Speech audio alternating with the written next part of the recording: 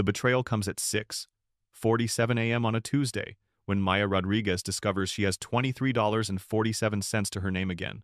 She counts the crumpled bills twice, her fingers still smelling like hospital-grade hand sanitizer from yesterday's double shift. The gas pump at Murphy's gas station on Route 9 clicks to a stop at half a tank. Half a tank. Still not enough to get her through the week if she needs to drive anywhere beyond work and the grocery store. Maya slides into her 2015 Honda Civic, the leather seat cracked from 7 years of California sun. The morning news drones through her phone speaker, propped against the dashboard with a hair tie and electrical tape. Red flag conditions persist across Riverside County, the meteorologist says, his voice competing with the hum of her air conditioning. Winds gusting up to 65 miles per hour, humidity at 8%. Residents in foothill communities should remain vigilant. Maya knows that voice. She's heard it every fire season for 3 years running, ever since she moved to California for nursing school. Every October, the same warnings. Every October, the same fear that settles in her chest, like smoke. She turns left onto Highway 74, windows down despite the heat, because the AC makes her gas gauge drop faster. The San Bernardino Mountains rise ahead, their peaks already hazy, with dust and distant smoke. In 72 hours, every gas station owner in 3 counties will know her name. In 72 hours, the governor of California will shake her hand on live television. But right now, Maya Rodriguez is just another underpaid nurse driving to work, counting dollars and praying her alternator doesn't give out before payday. The morning air tastes like autumn in Southern California, dry leaves, sage, and the faint sweetness of orange groves.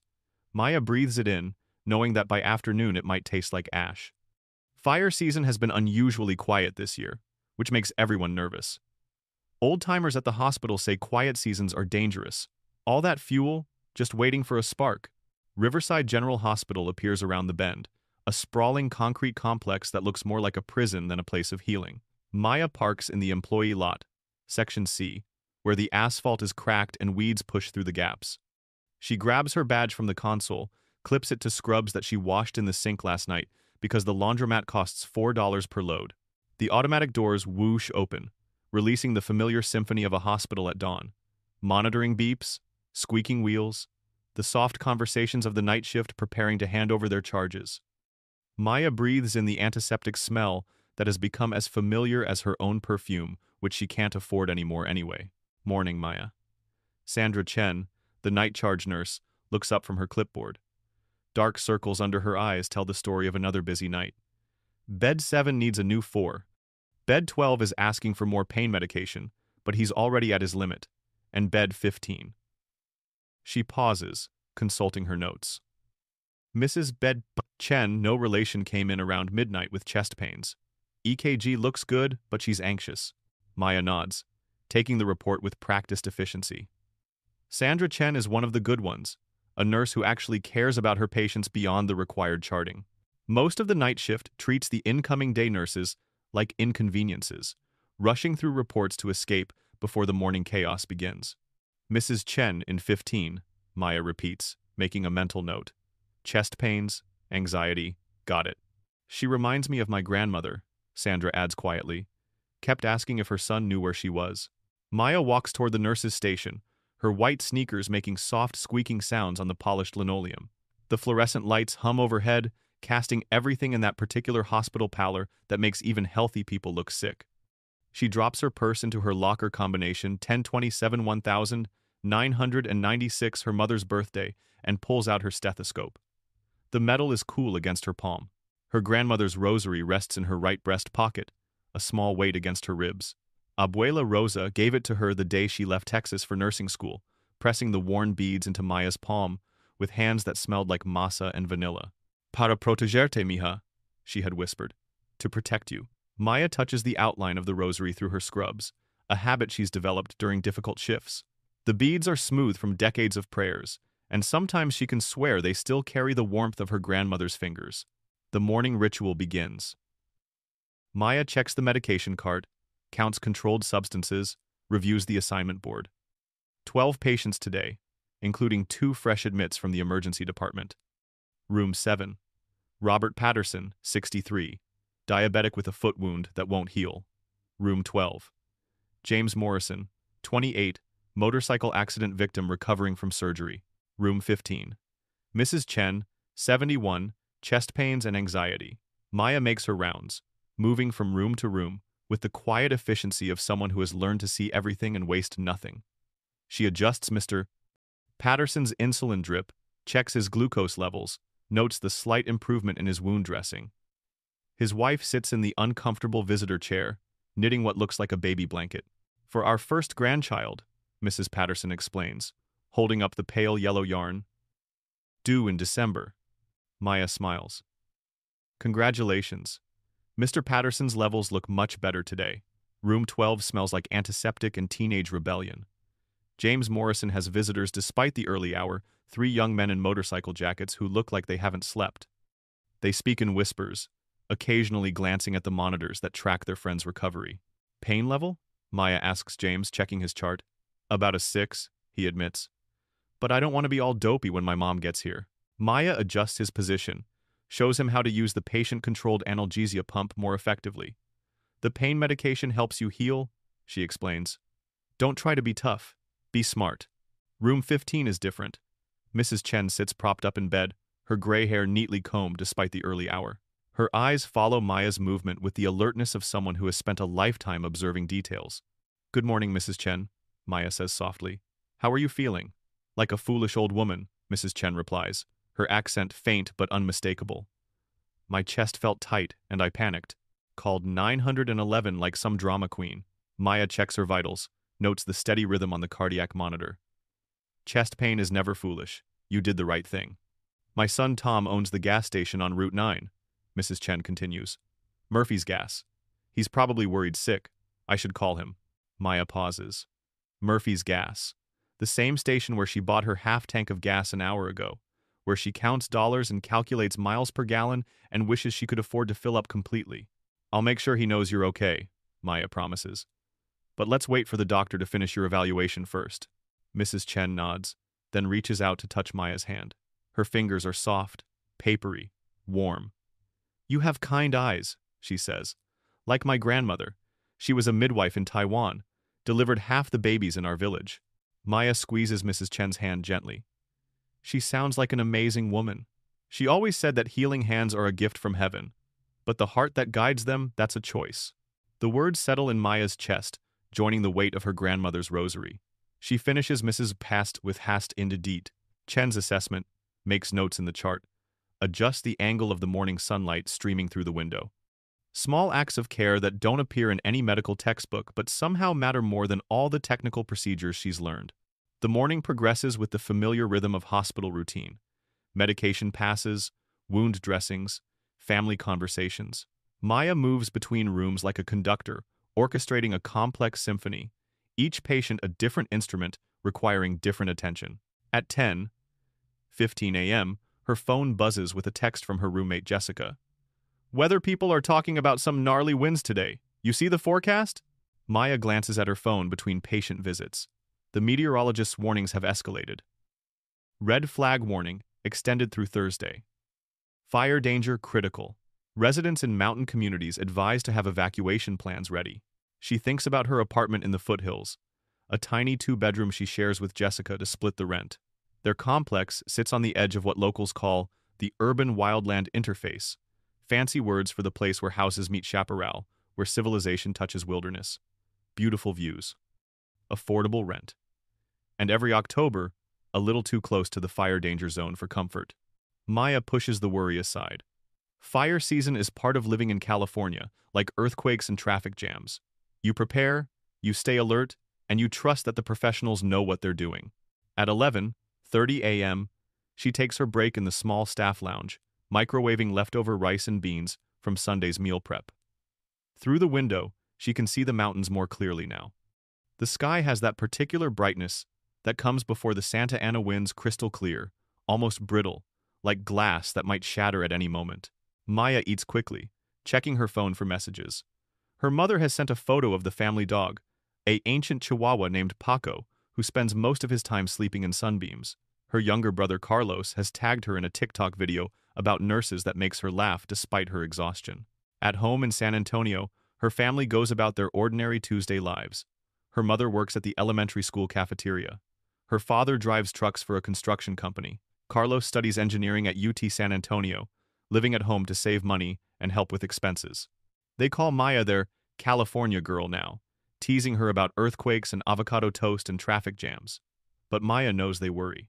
When she tells them about fire season, about evacuation routes, and air quality alerts, she can hear the concern in their voices even through the phone. "Why don't you just come home, mija?" her mother asks during their weekly calls. "San Antonio has good hospitals too."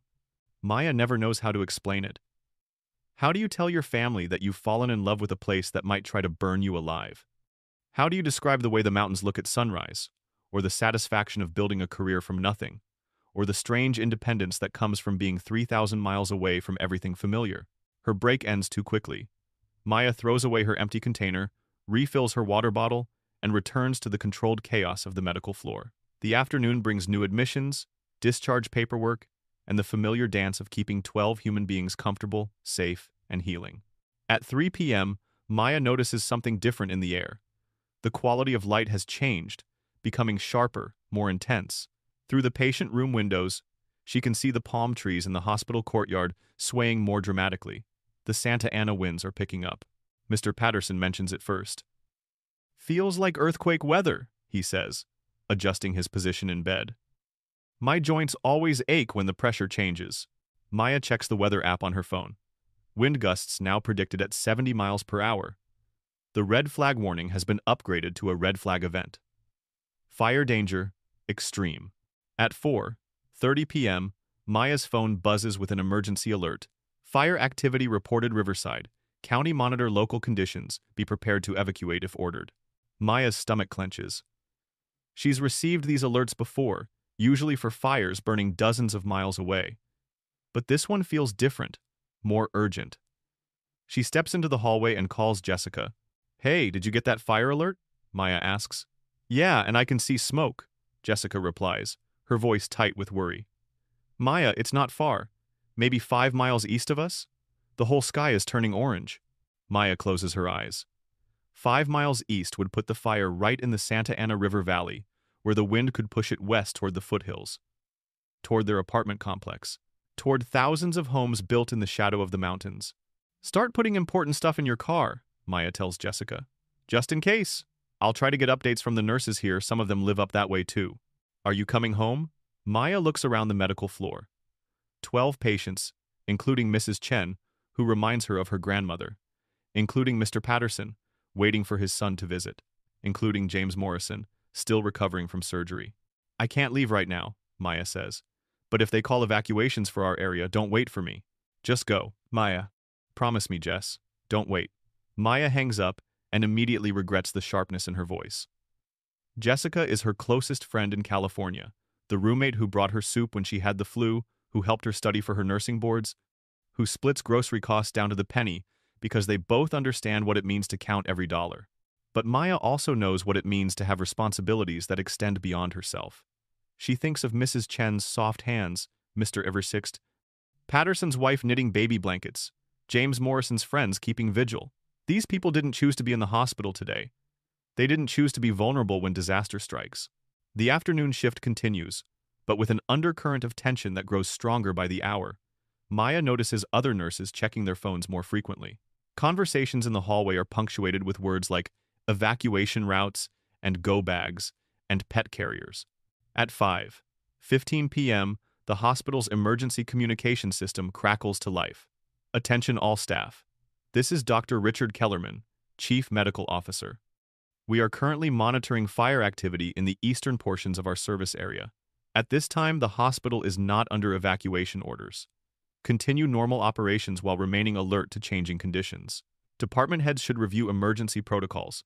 That is all." Maya has worked at Riverside General for 2 years, and she's never heard Dr. Kellerman's voice over the PA system. He's the type of administrator who communicates through memos and meetings, not direct announcements to staff. The fact that he's speaking to the entire hospital means the situation is more serious than anyone is admitting. Maya finishes her medication pass, documents her assessments, and prepares for shift change.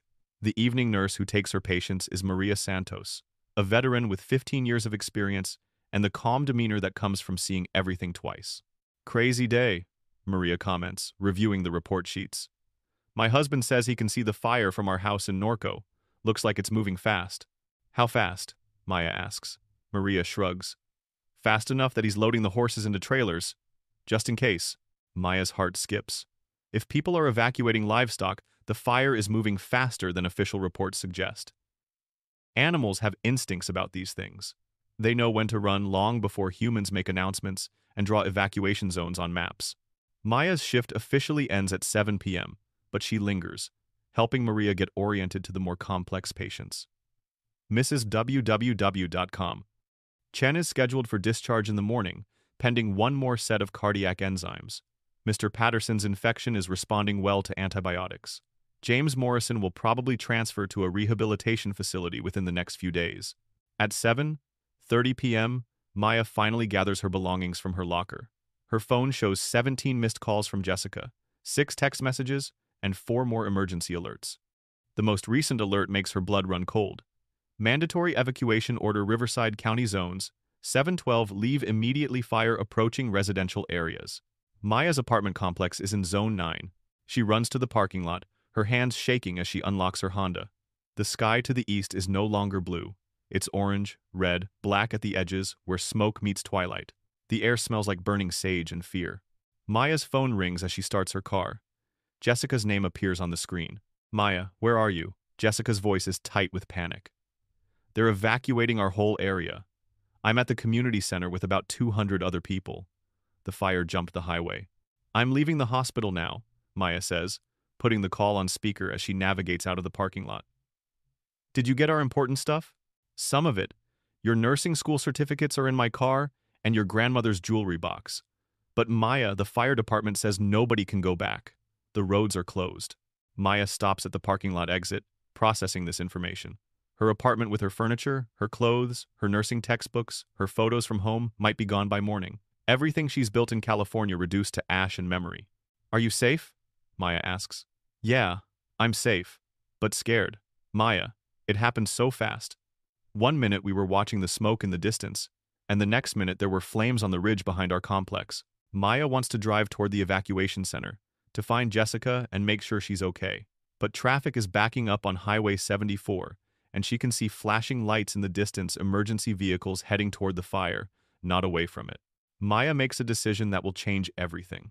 Instead of joining the evacuation traffic, she turns around and drives back to Riverside General Hospital.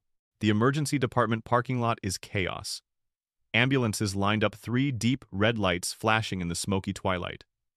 Maya parks and runs toward the staff entrance, her badge still clipped to her scrubs.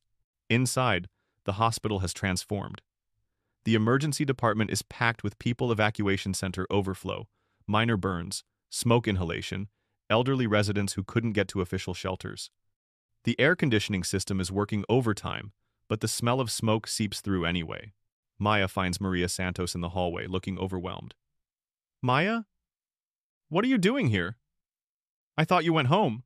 My apartment's in the evacuation zone, Maya explains. Jessica's safe, but I can't get home. Do you need help? Maria's relief is visible. Dr. Kellerman called for all off-duty staff to come in if they can. We're getting evacuees faster than we can process them. Maya clocks back in, ties her hair into a tight ponytail, and wades into the controlled chaos. For the next 4 hours, she moves between the emergency department and the medical floor, helping wherever hands are needed most. She starts IVs on dehydrated elderly evacuees. She applies burn cream to a firefighter's singed forearms. She holds the hand of a woman whose house burned down while she was at work, whose cats are missing, whose entire life has been reduced to the clothes she was wearing and the car keys in her pocket. At midnight, Maya takes a break in the staff lounge, eating a sandwich that someone's spouse brought for the emergency staff. Through the window, she can see the orange glow on the eastern horizon. The fire is still burning, still growing, still consuming everything in its path. Her phone shows messages from her family in Texas, friends from nursing school, former co-workers who have seen the news. Everyone asking if she's safe, if she needs anything, if she wants to come home. Maya doesn't know how to answer. She is safe, physically. The hospital is built to withstand disasters, with backup generators and emergency supplies and protocols for everything from earthquakes to power outages to exactly this situation. But safe feels relative when you're watching your community burn. Maya returns to work, moving through the halls like a sleepwalker who has found her purpose in the middle of a nightmare. She changes wound dressings, administers pain medication, listens to stories of loss and narrow escape. Each patient is someone's mother, father, child, spouse. Each person represents a life disrupted, a family displaced, a future uncertain. At 3 a.m., Maya realizes she's been at work for 21 hours straight. Her feet ache, her back is stiff, and she's running on adrenaline and institutional coffee. But every time she considers leaving, another ambulance arrives. Another evacuee needs assessment.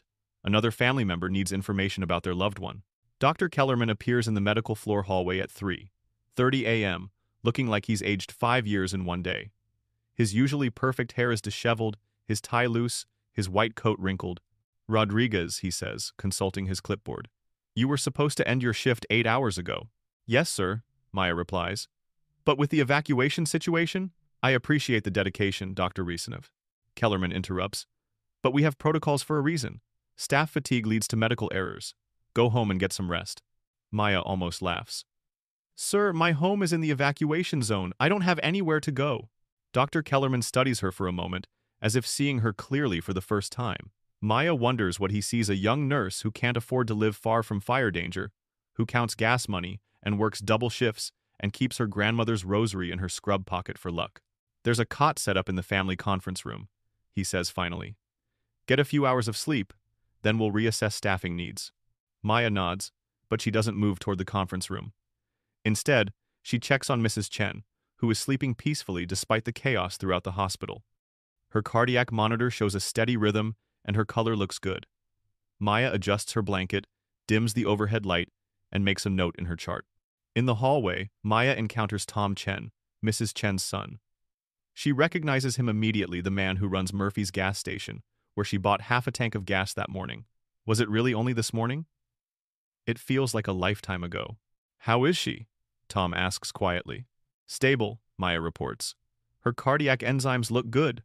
The doctor thinks she can go home tomorrow, depending on the evacuation situation." Tom nods, running a hand through his gray hair. "I've been so worried. When she called 911, and then with the fire, I didn't know if the roads would be clear enough to get here." "Were you able to secure your business?" Maya asks. "My gas station?" Tom looks surprised that she knows. "Yeah, we're outside the evacuation zone. Barely. I've been giving free gas to emergency vehicles all day. Least I can do." Maya thinks about her Honda Civic, parked in the hospital lot with half a tank of gas and a broken alternator that she can't afford to fix. She thinks about Jessica at the evacuation center, about all the people who grabbed whatever they could and ran, about the strange mathematics of disaster that determine who loses everything and who simply watches from a safe distance. "Your mother is lucky to have you," Maya tells Tom. "I'm lucky to have her," he replies. "She's been through a lot, immigrated here with nothing. Worked 3 jobs to put me through school, helped me buy the gas station.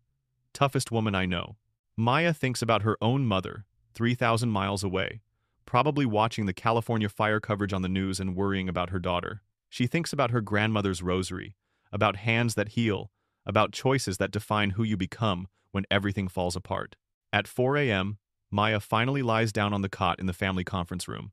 The pillow smells like industrial detergent, and she can hear the distant sounds of the hospital at night monitors beeping, conversations in the hallway, the mechanical hum of machines that keep people alive. Maya closes her eyes, but sleep doesn't come. Every time she starts to drift off, she thinks about Jessica at the evacuation center. About her apartment, which might be gone by morning. About Mrs. O. Chen's words. "Healing hands are a gift from heaven, but the heart that guides them, that's a choice." Maya touches her grandmother's rosary through her scrub pocket and makes a choice. She gets up from the cot, straightens her scrubs, and returns to work. By 6 a.m., Maya has been at the hospital for 24 hours straight. The emergency department is still busy, but the initial chaos has settled into organized crisis management. Maya moves between patients with the efficiency of someone who has found her rhythm in disaster. She starts an IV on a firefighter who's been battling blazes for 18 hours straight. She helps discharge an elderly man whose family has found temporary housing with relatives. She checks on Mrs. Bruffin, Chen, who is awake and alert, ready for breakfast and worried about the plants in her garden. "The fire missed our neighborhood," Mrs. Chen tells Maya. "Tom called this morning, but so many people weren't as lucky." Maya nods, thinking about Jessica, about their apartment complex, about all the people who will wake up this morning to discover that everything familiar has been reduced to ash. At 7 a.m., Maya should be going home. Her replacement nurse has arrived, ready to take over patient care. But Maya looks around the medical floor at patients who have been displaced by fire, at families sleeping in waiting room chairs, at the controlled chaos of a hospital system stretched to its limits, and makes another choice. She clocks in for another shift. Maya works her second consecutive shift with the focused intensity of someone who has found her purpose in the middle of catastrophe. She medicates pain, monitors vital signs, provides comfort to people who have lost everything except their lives. Her feet ache, her back is stiff, and she's running on caffeine and stubborn determination. At 2 p.m. on Wednesday, Maya's phone rings. Jessica's name appears on the screen. "Maya, I have news about our apartment," Jessica says, her voice carefully controlled. "The fire department is letting people back into some areas. Our complex, it's still standing." Maya stops walking, standing in the middle of the hospital hallway as people flow around her. "Still standing?" "Yeah. The fire came right to the edge of our parking lot, then the wind shifted. Burned 3 houses on the next street over, but our building is okay. Some smoke damage, broken windows from the heat, but okay." Maya feels something in her chest release a tension she didn't realize she was carrying. Home. She still has a home to go back to whenever she decides to leave the hospital. "That's amazing," Maya says. "Are you going back?" "Not yet. They're saying the roads are still dangerous and the power is out. I'm staying at my cousin's place in Corona tonight. But Maya, we were so lucky. So incredibly lucky." Maya thinks about luck, about Mrs. Chen's words, about the arbitrary nature of disaster. Why do some houses burn and others survive? Why do some people lose everything while others watch from a safe distance?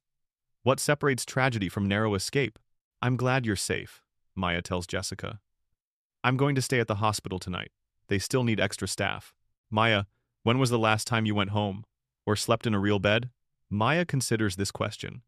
"Tuesday morning feels like a week ago." "I'm okay, Jess. Really? These people need help and I can help them. Just don't burn yourself out, okay? Even heroes need sleep." Maya hangs up and returns to her patients. Heroes.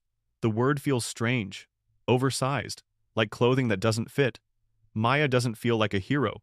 She feels like someone who showed up when showing up mattered, who made choices based on what seemed right rather than what seemed easy. Wednesday evening brings a new wave of patients burn victims from outlying areas. Elderly residents whose chronic conditions have been exacerbated by stress and smoke exposure, evacuees who have been sleeping in their cars and need medical attention. Maya moves between rooms, each patient a unique story of survival and loss. At 11 p.m., Maya realizes she's been at the hospital for 41 hours straight. Her reflection in the bathroom mirror shows someone she barely recognizes, hair escaping from her ponytail, dark circles under her eyes, scrubs that are wrinkled and stained despite her best efforts to stay presentable. But her hands are steady when she starts IVs, her voice is calm when she explains procedures to anxious patients, and her assessments are thorough and accurate. Fatigue is just another variable to manage, like pain medication schedules or wound dressing protocols. Maya splashes cold water on her face, retires her ponytail, and returns to work. Thursday morning arrives with news that the fire is finally contained. Not extinguished, it will smolder for days, requiring constant monitoring but contained. The immediate threat has passed. Evacuation orders are being lifted in stages, allowing people to return to whatever remains of their homes. Maya should feel relief. Instead, she feels empty, hollowed out, like a vessel that has been drained of everything except the obligation to keep moving forward. She's been at the hospital for 57 hours straight, and the controlled chaos of emergency response has become more familiar than the quiet rhythms of normal life. At 10 a.m. Thursday, Dr. Kellerman appears on the medical floor again, this time accompanied by 2 other administrators Maya doesn't recognize. They stop at the nurse's station, consulting clipboards and speaking in low voices. "Rodriguez," Dr. Kellerman calls. "A word?" Maya joins the group, suddenly aware of how she must look exhausted, rumpled, running on determination and institutional coffee. The other administrators study her with expressions she can't read. "You've been here for how long?" Dr. Kellerman asks. 57 hours, sir," Maya replies honestly. One of the other administrators, a woman in an expensive suit, who looks like she's never worked a bedside shift in her life, makes a note on her clipboard. "That's a clear violation of our fatigue management policy. No employee should work more than 16 consecutive hours without a documented break." Maya feels heat rise in her cheeks. "Sir, with respect, we had a major disaster. People needed help. People need competent help, the woman interrupts. Staff who work excessive hours make mistakes. Medication errors, patient safety issues, legal liability. Dr. Kellerman holds up a hand. What Miss Thompson is trying to say is that we appreciate your dedication, Rodriguez, but we have protocols for a reason. You need to go home, rest, and return when you can work safely within our guidelines. Maya looks around the medical floor. Mrs. Chen is scheduled for discharge this afternoon. Mr. Patterson is finally stable enough to consider transferring to a skilled nursing facility. James Morrison from the motorcycle accident has taken his first steps with physical therapy. But my patients will be cared for by properly rested staff, Dr. Kellerman says firmly. Go home, Rodriguez. That's an order. Maya wants to argue. She wants to explain that she doesn't have a real home to go to, that her apartment is in a disaster zone, that these patients have become her anchor in a world that has turned upside down. Instead, she nods. Yes, sir. Maya gathers her belongings from her locker, her movements slow and deliberate. Her hands shake slightly as she tries to remember the combination 10-27-1996, her mother's birthday. The metal door swings open, revealing the small space that holds her purse, her jacket, the protein bars she keeps for long shifts. Maya changes out of her scrubs into the clothes she wore to work on Tuesday morning. They smell like smoke and sweat, and the particular exhaustion that comes from caring for people in crisis. She clips her hospital badge to her jacket pocket, knowing she'll need it to get back into the building. But when will she come back? Maya has worked 57 consecutive hours, violating hospital policy, ignoring safety protocols, prioritizing patient care over personal well-being. In the aftermath of disaster, will her dedication be seen as heroism or insubordination? Maya walks toward the parking lot, each step taking her further from the controlled environment of the hospital and closer to an uncertain future. Her Honda Civic sits in the same spot where she parked it Tuesday morning, covered with ash and looking small and vulnerable in the employee lot. Maya sits in the driver's seat, hands on the steering wheel, trying to remember how to exist outside the rhythm of hospital routine.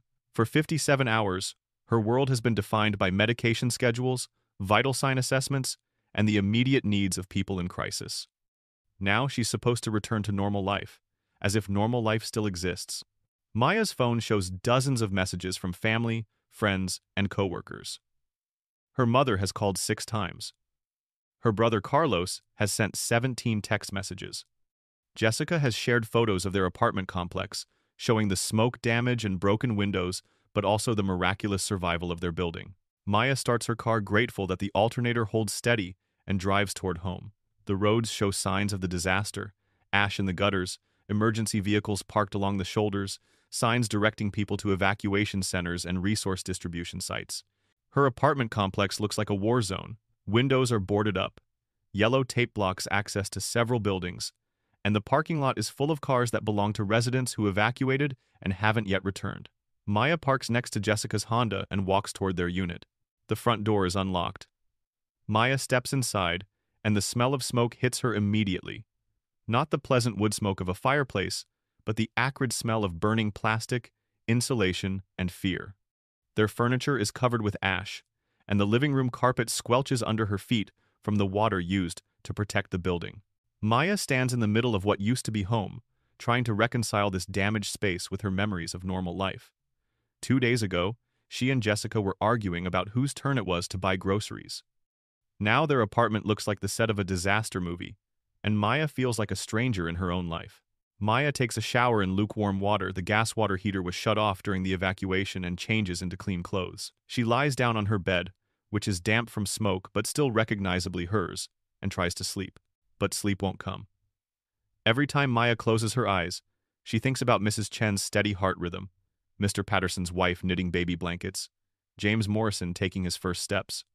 She thinks about the firefighter with burned forearms, the elderly woman who lost her cats, the families sleeping in waiting room chairs because they have nowhere else to go. Maya gets up, makes instant coffee with cold water, and sits on her smoke-damaged couch, staring at her phone. She has 17 missed calls from numbers she doesn't recognize, probably reporters wanting to interview someone who worked during the disaster. She deletes the voicemails without listening to them. At 3 p.m., Maya's phone rings. Tom Chen's name appears on the screen, Mrs. Chen's son, the gas station owner. Maya doesn't remember giving him her number, then realizes he probably got it from his mother's hospital records. Ms. Rodriguez? Tom's voice is warm, concerned. I hope you don't mind me calling. My mother wanted me to check on you. How is she? Maya asks, grateful for a connection to the hospital, to people whose needs she understands. She's home, doing well, but she's worried about you. She said you'd been working for days straight, that you looked exhausted. Maya touches her grandmother's rosary, still in the pocket of yesterday's scrubs. I'm fine, just needed some rest. Ms. Rodriguez, I want you to know something. What you did for my mother, for all those patients during the fire, that was extraordinary. You could have left, could have taken care of your own evacuation, but you stayed to help people. Maya doesn't know how to respond. She didn't stay to be extraordinary. She stayed because leaving felt impossible, because the alternative to helping was standing by while people suffered. I was just doing my job, Maya says. No, Tom replies firmly. You were doing much more than your job, and I want you to know that people notice. People remember. Maya hangs up and returns to her damaged apartment, to the strange silence of a life interrupted. She tries to clean up the smoke damage, but every surface she touches reminds her of how quickly normal can become catastrophic, how thin the line is between safety and disaster. At 6 p.m., Maya's phone buzzes with a text from Maria Santos. Maya, Dr. Kellerman wants to see you in his office tomorrow at 9 a.m. Formal meeting. Bring a union representative if you have one. Maya stares at the message, her stomach dropping. A formal meeting.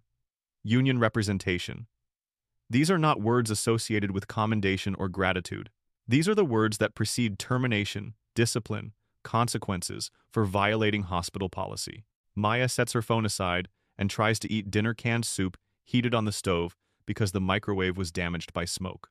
The soup tastes like ash, like fear, like the realization that good intentions don't always protect you from institutional consequences. Maya spends Thursday evening researching California labor law, reviewing her employee handbook, trying to understand her rights as a nurse who violated fatigue management policies during a declared emergency. The law is complicated, full of exceptions and interpretations that require legal expertise she can't afford. At 11 p.m., Maya gives up on legal research and calls her mother in San Antonio. Mija. Her mother's voice is warm with relief. I've been so worried. The news said there were fires near your hospital. I'm okay, Mama, Maya says, though she's not sure if that's true. But I might be in trouble at work.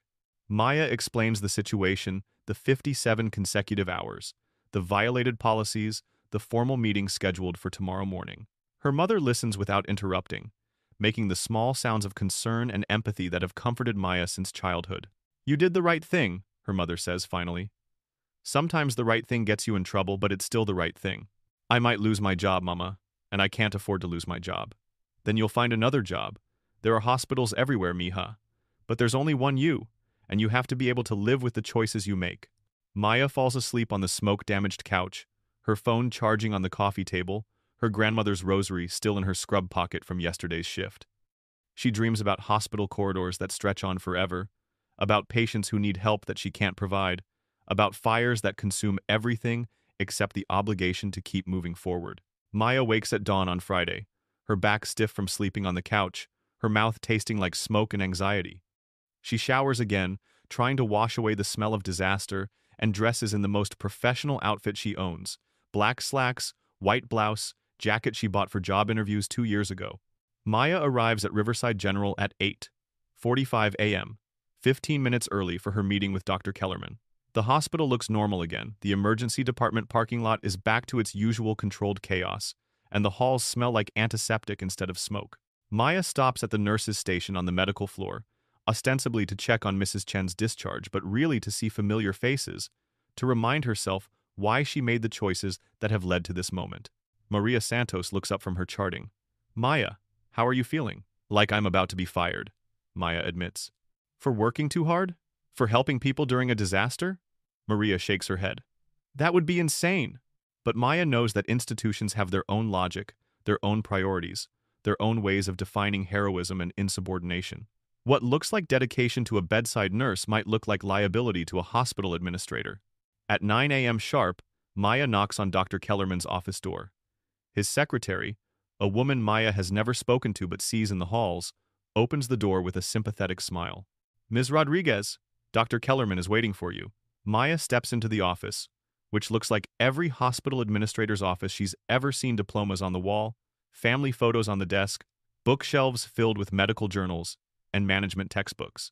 Dr. Kellerman sits behind his desk, flanked by the woman in the expensive suit from yesterday, and a man Maya doesn't recognize. "Please, have a seat," Dr. Kellerman says, gesturing to a chair that faces his desk like a defendant facing judgment. Maya sits, her hands folded in her lap, her grandmother's rosary a small weight against her ribs.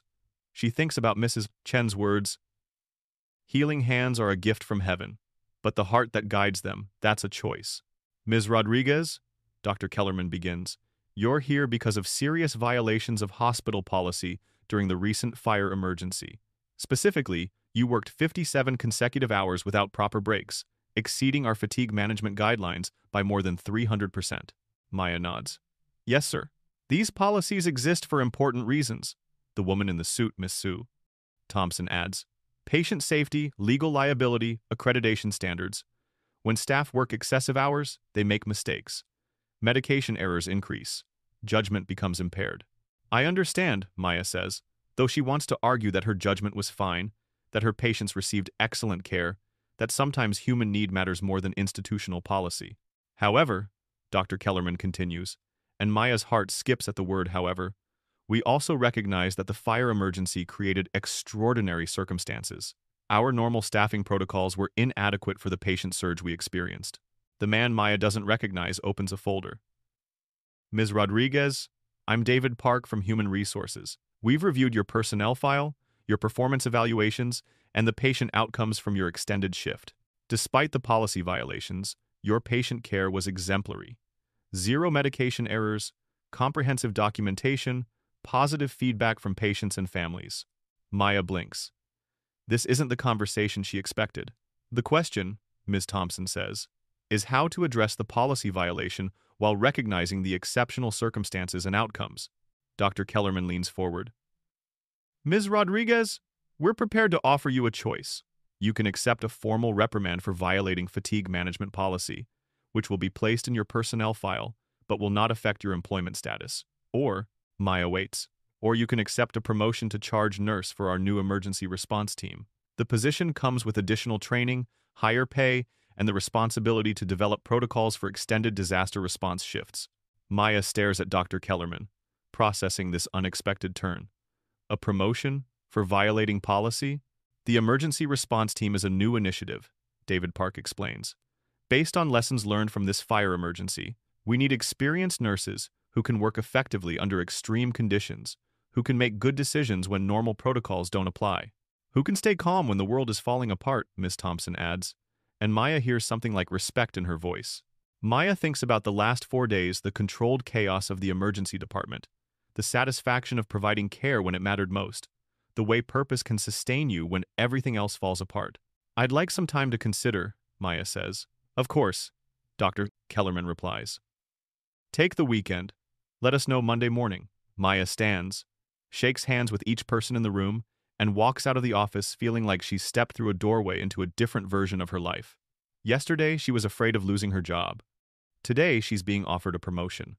Maya walks to the parking lot, sits in her Honda Civic, and calls Jessica. "How did it go?" Jessica asks immediately. "They offered me a promotion," Maya says, still processing the surreal turn of events. "A promotion? For working 57 hours straight?" "Apparently." Maya starts her car, grateful again that the alternator holds steady. "Jess, do you think I'm crazy for considering it?"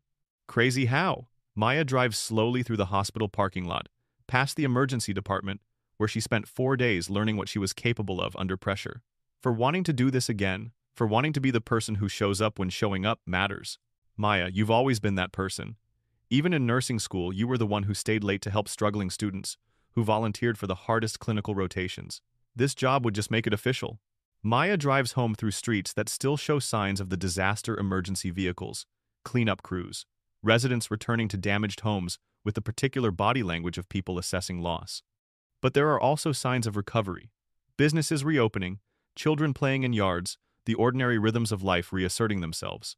Maya spends Friday evening cleaning smoke damage from her apartment, throwing away belongings that can't be salvaged, taking inventory of what survived.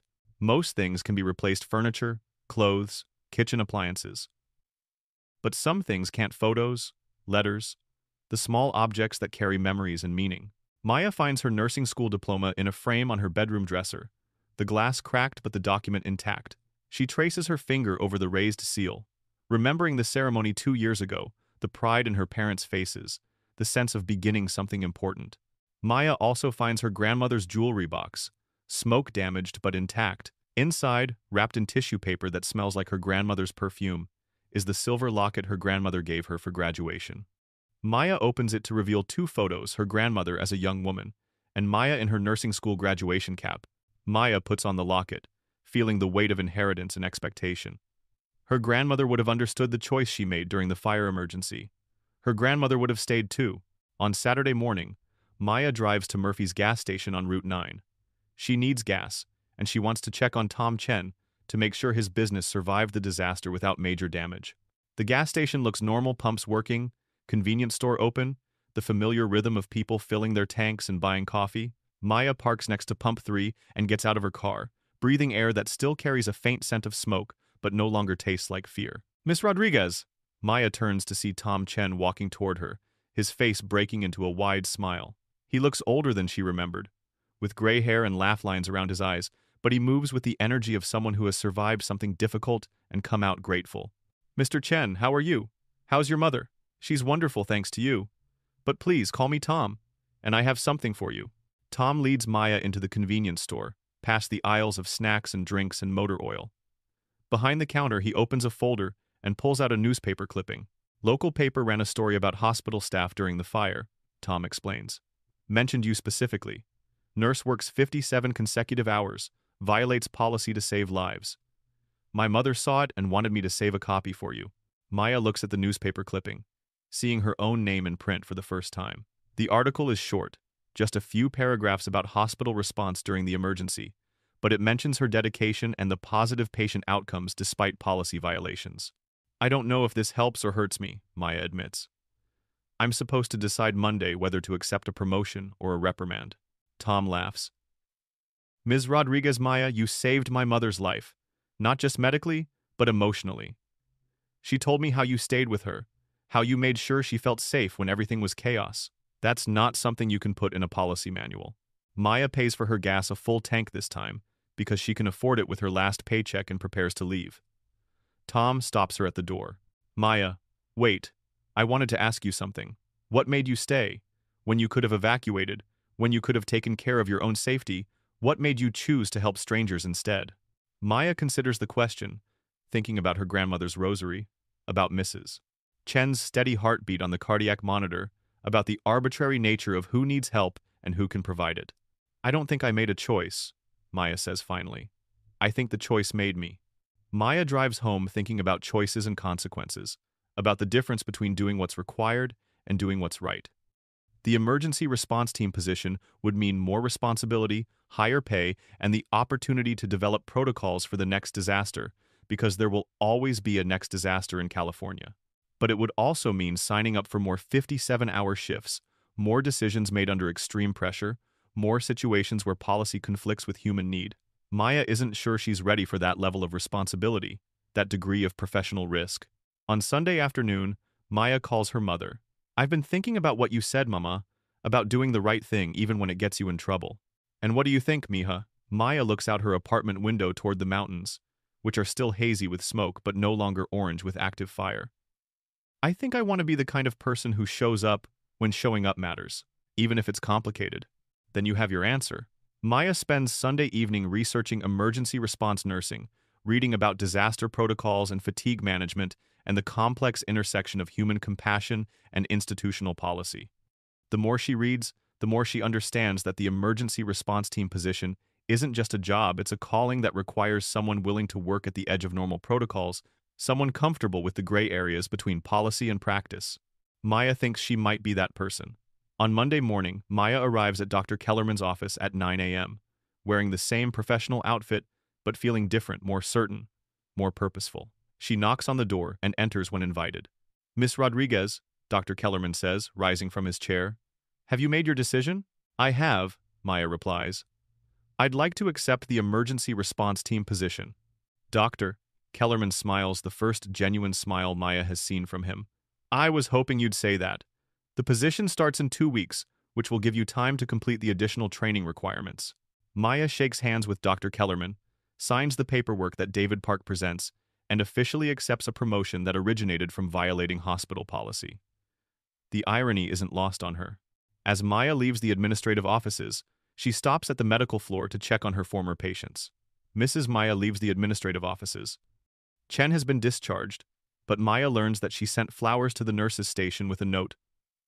For Maya, whose healing hands are guided by a heart that chooses love.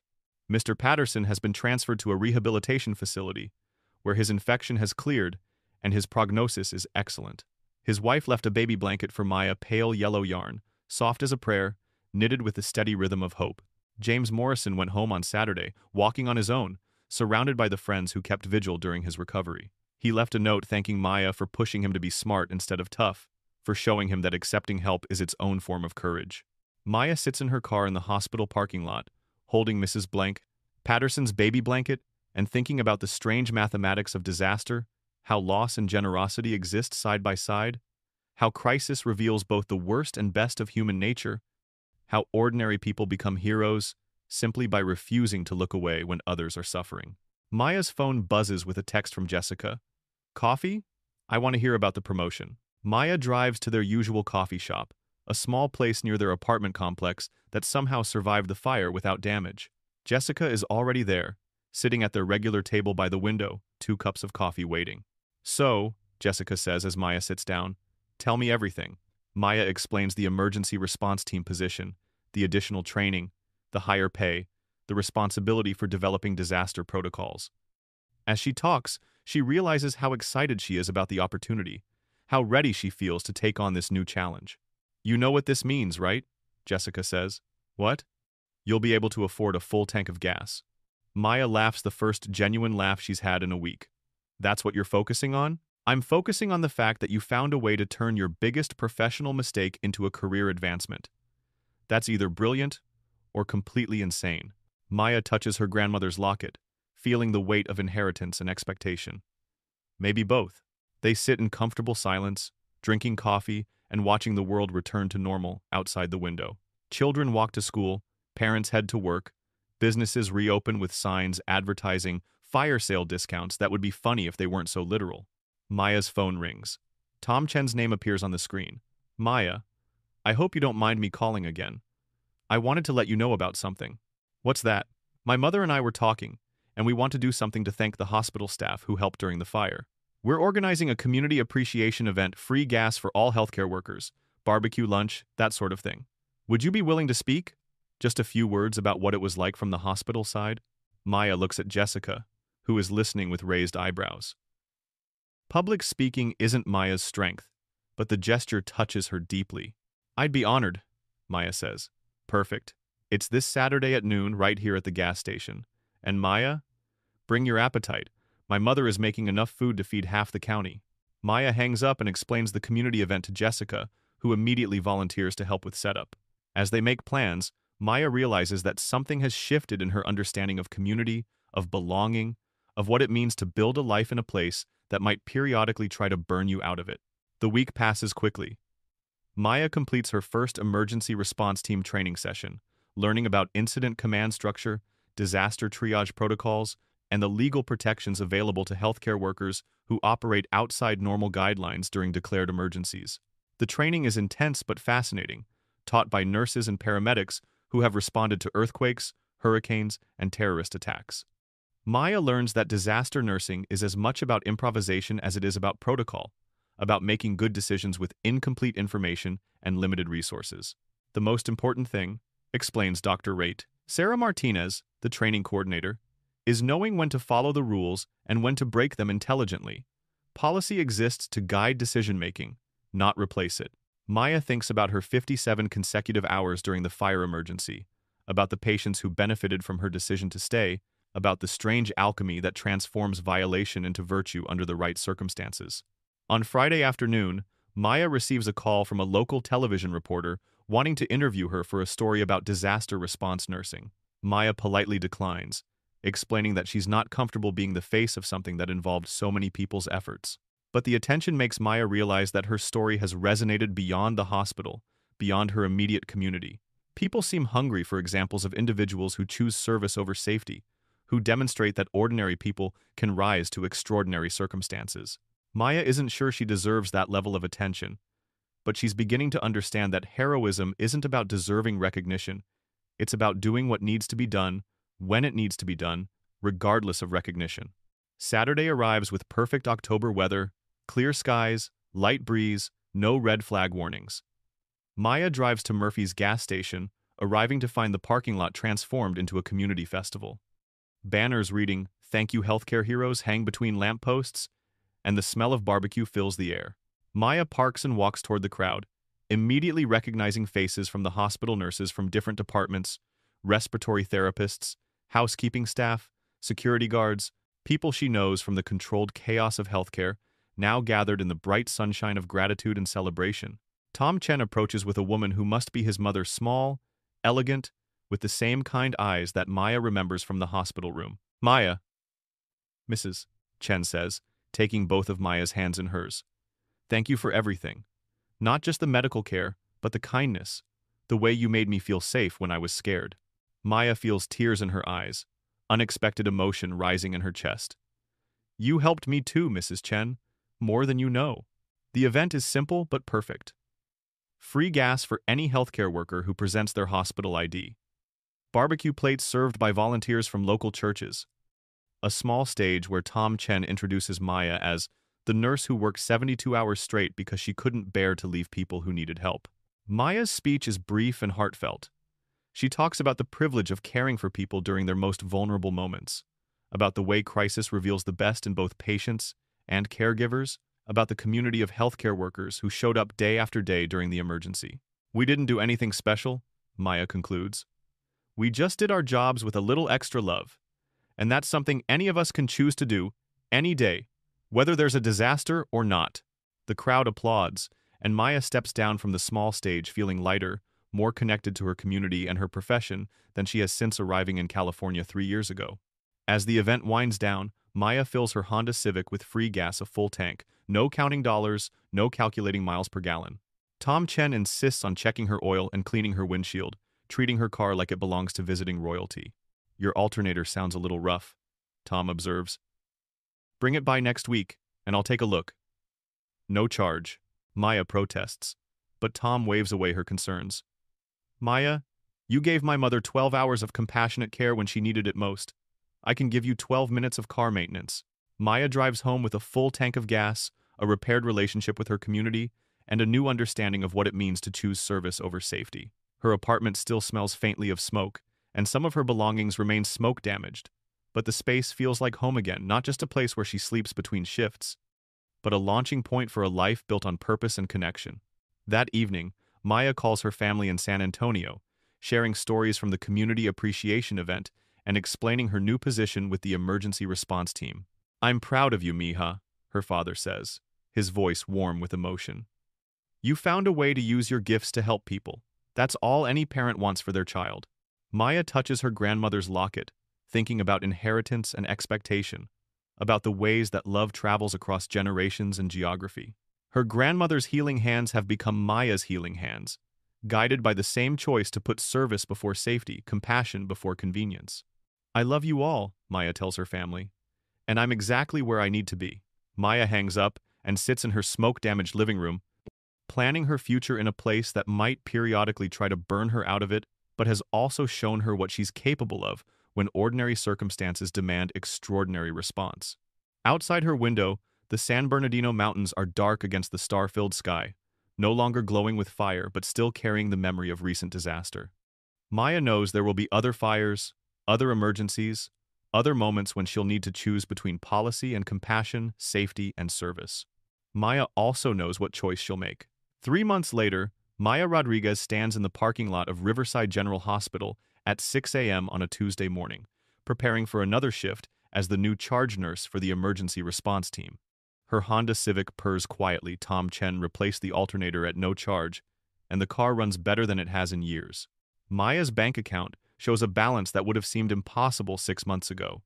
The promotion came with a significant pay increase, allowing her to move to a safer apartment farther from the fire danger zone, to eat something besides meal, prep rice, and beans, to fill her gas tank without counting dollars. But Maya chose to stay in the same smoke-damaged apartment in the foothills.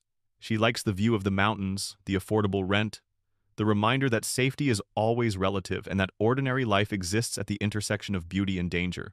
The emergency response team has been activated twice since Maya accepted the position, once for a multi-vehicle accident on the interstate, once for a flu outbreak at a nursing home. Both situations required extended shifts, flexible protocols, and the kind of decision-making that happens at the edge of normal policy. Maya has discovered that she thrives in these high-pressure situations, that she has an intuitive understanding of triage and resource allocation that serves patients well when conventional approaches fall short.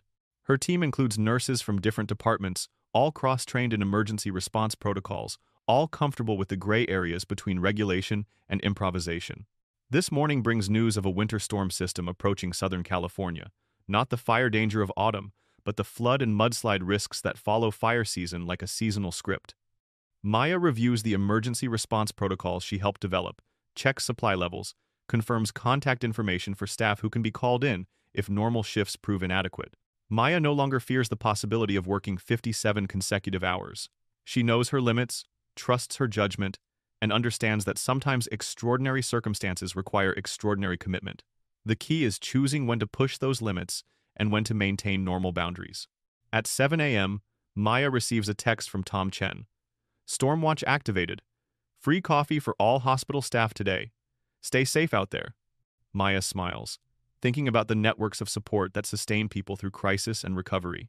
Tom Chen's gas station has become an unofficial community hub for healthcare workers, offering everything from car maintenance to home-cooked meals prepared by Mrs. Chen. Maya's phone shows 17 text messages from family and friends, all checking on California weather conditions, all expressing the particular worry that comes from loving someone who lives in a place known for dramatic natural disasters. Maya responds to each message with updates and reassurances, but she also thinks about the strange privilege of living at the intersection of beauty and danger, of building a career around showing up when showing up matters most.